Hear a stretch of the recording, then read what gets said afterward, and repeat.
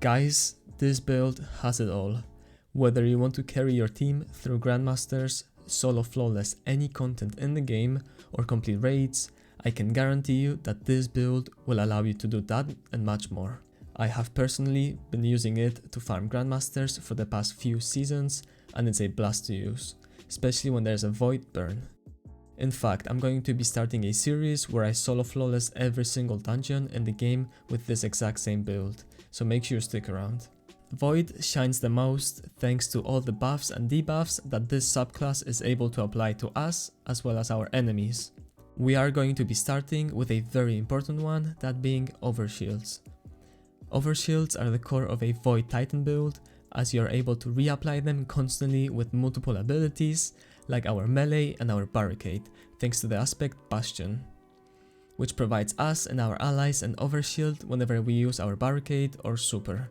It also slowly regenerates it whenever we are standing behind the barricade. These overshields not only add an extra layer of protection to us and our allies, but they also give damage reduction as long as the overshield is not broken. Next up, we are going to be using the buff Volatile Rounds, which is literally one of the most satisfying buffs in the entire game. It allows our Void weapons to apply the Volatile debuff, which makes our target explode whenever we damage them. This damage scales depending on what weapon you're using. For example, linear fusion rifles will hit harder than SMGs. However, this debuff gets even crazier when paired up with a weapon that has Repulse or Brace on it, like this Unforgiven that you can get from Duality. This perk provides us with an overshield whenever we defeat a debuff target. Now, because Volatile Rounds applies the volatile debuff on each enemy that we hit, we basically end up with this crazy game loop of infinite overshields as long as we have Volatile Rounds, which shouldn't be a problem with this build. Our weapons is not going to be the only way in which we can apply the volatile debuff, because we are also going to be doing so by using our aspect Controlled Demolition, which is another amazing aspect that's going to keep you and your teammates alive while absolutely decimating your enemies with explosions.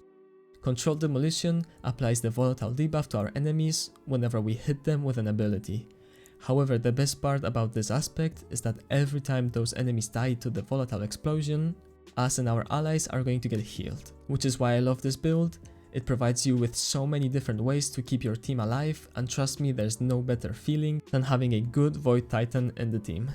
Also guys, there's no better time to join my Discord server, as we are closing into 1000 members, and I'm going to be hosting a giveaway which includes a copy of the new DLC Lightfall, and I cannot wait to give it away. So make sure that you stay tuned in the Discord.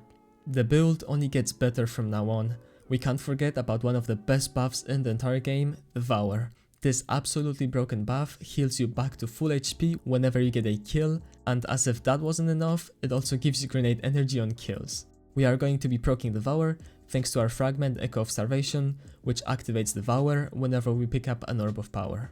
To top this off, we are also going to be using a handful of other buffs like Ward of Dawn, giving us a 35% damage boost to all of our weapons, as well as Font of Might for that extra 25% damage on our Void weapons, and Well of Tenacity for that 50% damage reduction, which does stack with Resilience, as well as the damage reduction that our Overshields already provide. But there's something missing here, something to interlock and connect all the dots.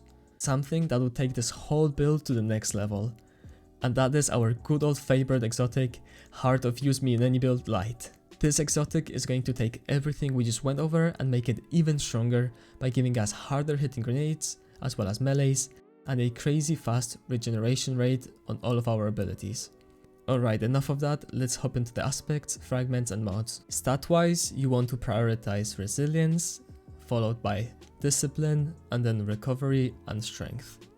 Now, as for our abilities, we are going to be using Rally Barricade for that lower cooldown, as well as I like to use Shield Throw because it is much easier to proc, especially in harder content, and then Vortex Grenades because they're a nice CC as well as they deal decent damage. Aspect wise, we are using Controlled Demolitionist like I already mentioned, which is gonna make our targets volatile whenever we hit them with an ability, and then when those volatile targets explode, they also heal us and our teammates. Bastion is going to give us that overshield whenever we cast our super or our barricade. Fragment wise, we are going to be starting with Echo of Persistence, which is going to extend the duration of void buffs applied to us, in our case Overshield and Devour. Then we have Echo of Instability, which is going to give us the volatile rounds buff to our void weapons whenever we defeat a target with our grenade. And finally we have Echo of Starvation, which is going to grant us the Devour buff whenever we pick up an Orb of Power. When it comes to our mods, we are going to be starting off with Elemental Ordnance on our helmet, which is going to spawn a Void Elemental Well whenever we get a kill with our grenade. Pair this up with Ashes to Assets, get super energy whenever we get kills with our grenade, and then Harmonic Siphon to spawn an Orb of Power whenever you get a double kill. Now this is very important because this is how we are going to be activating Devour. Next up on our gauntlets, we are going to be using Wall of Tenacity, which is going to give us that 50% damage reduction buff whenever we pick up a Void Elemental Well. If you don't need to use 2 champion mods, then I would suggest pairing this up with Bolstering Detonation. On our chestplate, we are going to be using Font of Might, which gives a 25% damage boost to our Void weapons whenever we pick up a Void Elemental Well. For our leg armor, we are going to be using Reaping Wellmaker, and this allows for you to spawn a Void Elemental Well with your weapon after you've used your barricade. We are also using Insulation just to lower our ability cooldown even more. And finally, on our Titan Mark, we are using Elemental Time Dilation, which is going to extend the duration of Font of Might and Well of Tenacity in our build. Make sure to pair this up with WTLT Kickstart to get your class ability much faster. Now weapon wise, you want to be using a Void Energy weapon because it takes advantage of Font of Might as well as volatile rounds, and there's so many good Void weapons that you shouldn't have a problem finding one. One of the best weapons you can use is the Final Web with Subsistency and Frenzy, because you will basically never have to reload with this weapon. Another good one is the Unforgiven that we've already spoken about because it has the Repulsor Brace buff. Then Lemon Arc, Collective Obligation, and even Dead Messenger are absolutely deadly with this build, so make sure to play around with them and try them all out.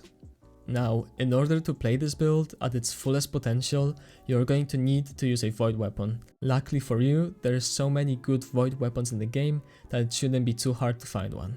You want to start by placing down your barricade to give an overshield to you and your allies, as well as empower your other 2 abilities. Next up, you're going to throw your grenade, which is going to empower your barricade and start its cooldown regen. After that, you ideally want to wait a couple of seconds before throwing your melee in order to keep your grenade empowered as long as possible. Another way you can start is by throwing your grenade first, which has the longest cooldown, and then following up with your barricade and melee at the end.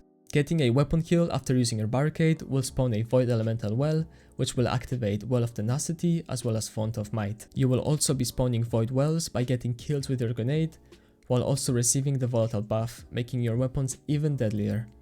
Finally, don't forget to pick up those Orbs of Power that you will be creating thanks to Harmonic Siphon, as they will activate Devour, which will provide you with grenade energy as well as heal you to max HP every time you get a kill. Watch out for your super bar, because once it's full, you won't be able to pick up Orbs of Power, meaning you won't activate Devour. If you have any questions or want to find a team to complete raids with, as well as play any other activities, then I would recommend joining my Discord because that's the perfect place for that. If you like Destiny content and would like to see more build videos, then consider subscribing to my channel. As always, thanks for watching and have a great rest of your day.